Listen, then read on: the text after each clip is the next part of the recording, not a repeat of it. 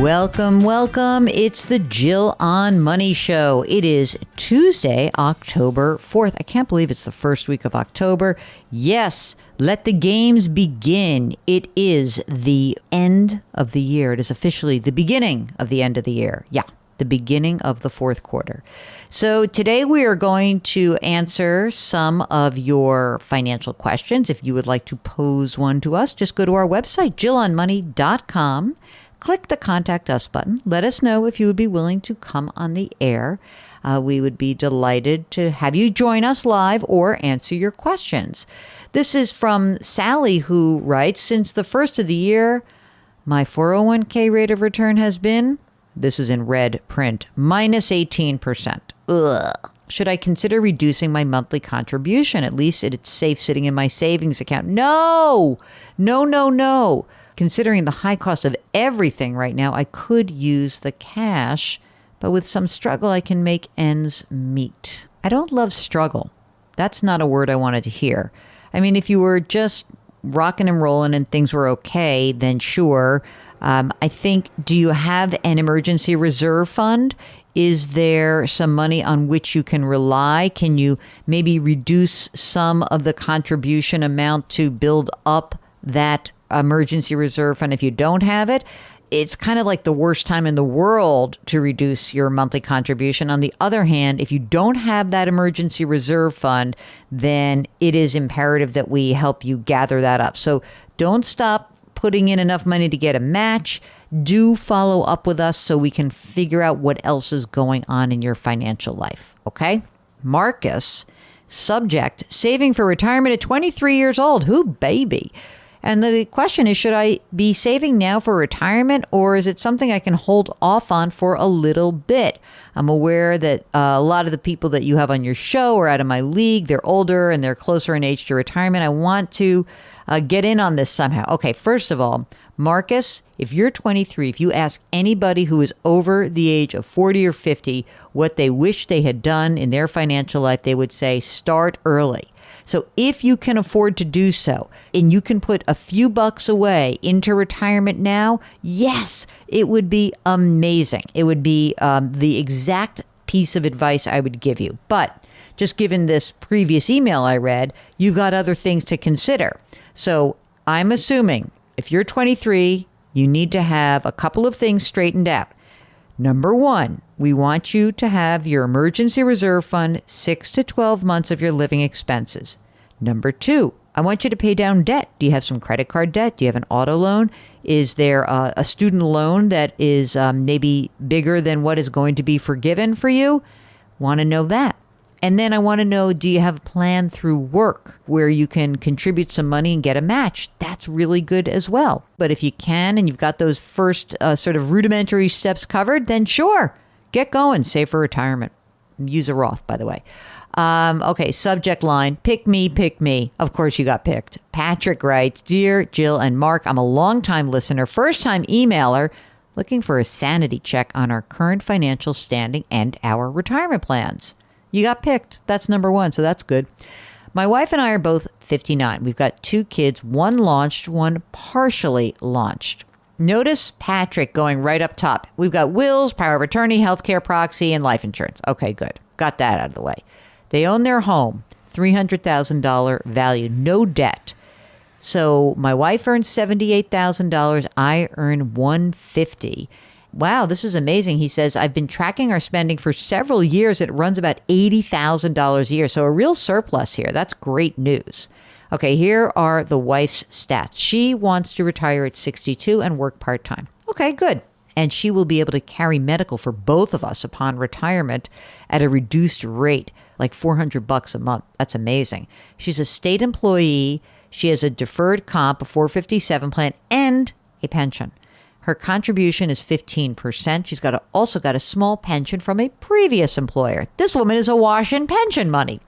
She's got a Fidelity Roth IRA, $54,000. Deferred compensation, $341,000. State pension estimate, $2,800 at age 65. Social Security, $2,100. So right there, almost $5,000 a month pre-tax for her. He plans to retire at 65.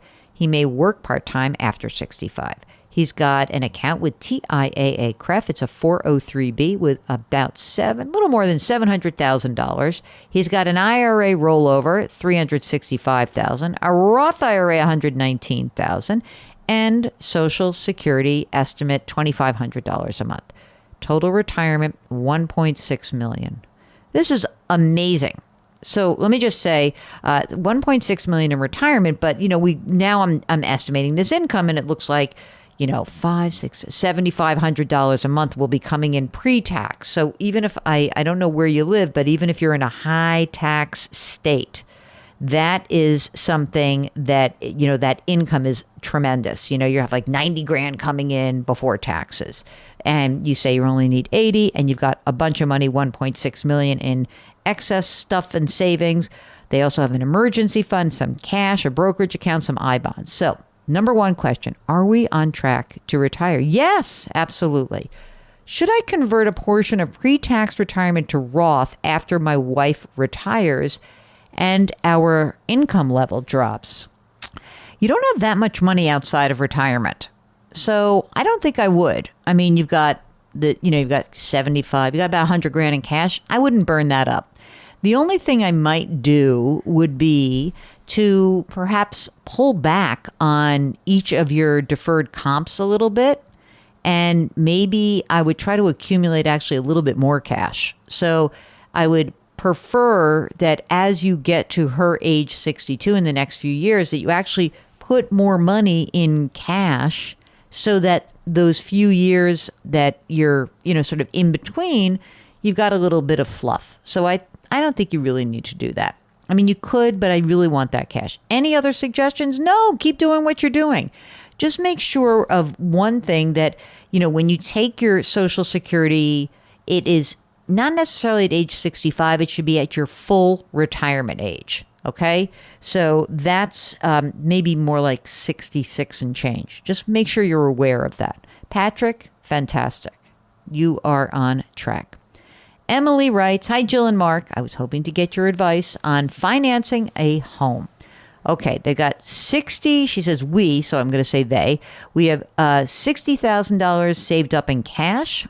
They own their home. It's worth $180,000, and they've got $110,000 left on the mortgage. We are planning to build our next home, and oh my God, it's going to cost a lot of money. It's going to cost $350,000 to $400,000. We know that we will need the equity in our current home to finance the purchase of this house, in addition to the $60,000 that we have saved. So that is, we expect to need $120,000 to pay for the house.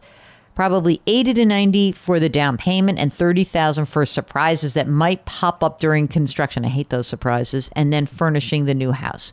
We anticipate that construction will take around 9 months to a year. We do not want to move out of our house and into a rental while we are building our new home.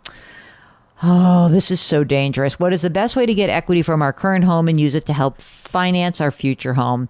Should we do a cash out refinance? Should we get a home equity line of credit? Is there a better option? Thank you for all you do for the Jill on Money community. Emily, I would talk to some lenders because there are construction loans that you may be able to use. In general, probably the home equity line of credit is the easiest thing to do, but I'm nervous about this. This is a situation where, what happens if in the time it takes you to build the house, the value of your own home drops and you don't get as much as you need. So I'd like to know what else is going on. I want to know how old you guys are. I want to know what alternatives we have in construction loans, which are very hard to get, by the way. But at the very least, let's find out that information. Okay. And here's a question from Chantal about HELOCs. And Chantal writes, with interest rates going up, is this a good time to take out a HELOC? I don't need the money for anything specific, but I want to have it on hand in case I might need it for home improvements or anything else in the future. I have excellent credit, plenty of equity in my home. If I do take out a home equity line of credit, what's a good amount? I was thinking 100 grand. With interest rates going up, having a home equity line of credit is not really any benefit to you if you don't need it. If you want to have and establish a home equity line of credit that is based on prevailing short-term interest rates, you can do it. But I very much warn you against doing it for the sake of doing it. It really has to be, I think, purposeful. And if you don't really need it for anything specific, I guess it would be like this extra emergency reserve. But it's not like a good thing. It's fine. And I guess it's a good way to protect yourself, but it will mess up your credit a little bit. But I'd like to know more about you. I really would. This is from Tish. Hi, Jill and Mark. This is so cute. Thanks for all you do. I never miss either of your podcasts. And congratulations to Jill on completing the big bike ride. Okay, thank you. See, I had to mention the bike ride one more time. Okay, my question today. We received a tax refund for 2021 of about $9,500. I want to keep a few $1,000s to top off our emergency savings account. We had to draw down during a period of unemployment for my spouse. But I'm considering using $5,000 to $6,000 to either fund my husband's Roth IRA or buy some I-bonds for the first time, given the high interest rate at the moment.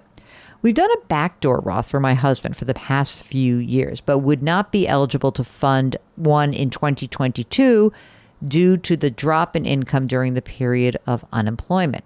On the one hand, it seems like a good idea to think about long-term growth and stocks being relatively on sale at the moment. He has a workplace Roth with his new employer, and he's started to contribute to that, but he won't max it out. I also recently switched to a full Roth at my employer. On the other hand, the safety and high interest rate of those I-bonds really does sound appealing. I've wanted to purchase, but was holding off due to the anxiety of wanting funds readily available during my husband's period of unemployment. The money in either my husband's Roth IRA or the I-bonds are separate from our emergency fund. I see them as accounts that could ideally shore up retirement, but could also be tapped in the future for a large investment like a move or college for kids on top of the 529 plans. Do you have an opinion on the best choice of the two given this scenario? Oh, this is interesting. I think I'm leaning I-bond in a weird way. It sounds like you do want some flexibility. And at least if you keep that I-bond invested for a year, then you will have the ability to access that more readily. So I would wait until after October. The rates are going to reset for those I-bonds and they're going up. So don't do it before the end of October. We'll find out what the new interest rates that will be credited to I-bonds during this month. So I'm leaning I-bond, and maybe because there's been some change in jobs and unemployment, it may be that emotionally you want to have some access to this money. So that's what I'm sort of thinking for you guys. Okay, I hope that helps. It's just another show. It flies right by. Fantastic. JillOnMoney.com is your resource for everything Jill and Mark. If you go there, just bookmark the site. And you can sign up for the free weekly newsletter. You can pre-order the new book called The Great Money Reset. I'm so psyched about this. Of course, there's a contact us button. So if you have a question you'd like to ask us, do so. Okay? As always, we want to ask you to do something nice for someone else today. Just something. Just smile at somebody. It kind of is helpful. All right? Do that. And you'll feel better. That person will feel better. And you never know what someone's walking around, carrying around with inside. So sometimes just smiling at someone on the street is all we ask you to do. Okay? Grit, growth, grace. Thank you for listening. We'll talk to you tomorrow.